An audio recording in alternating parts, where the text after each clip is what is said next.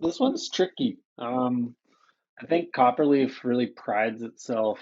I guess why is it tricky? We really pride ourselves on our culture. We pride ourselves on um, our tenets of culture.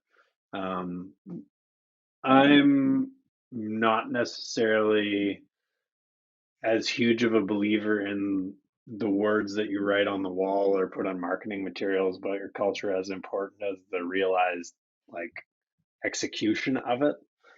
Um, COVID has been really hard to continue to foster that culture and create that culture from the ground up.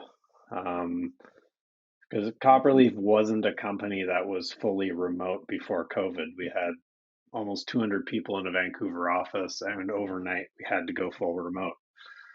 So we're still working on it. We have our first in-person event coming up at the end of this week to celebrate the initial public offering, which is exciting. Um, each individual team is given a budget quarterly to do team events. So lots of people used to go play paintball or whatever it is they wanted to do. So that's easy to continue. I think as normal starts to come back, people are getting comfortable with seeing each other again. We used to previously do a huge company-wide team building event every year and big Christmas parties and all that kind of stuff.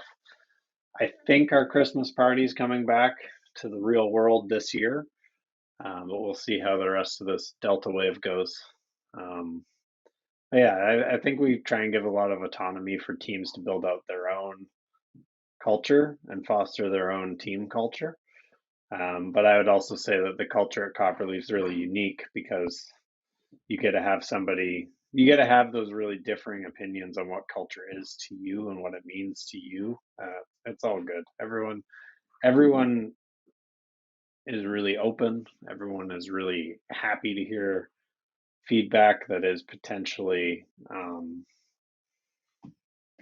against the grain.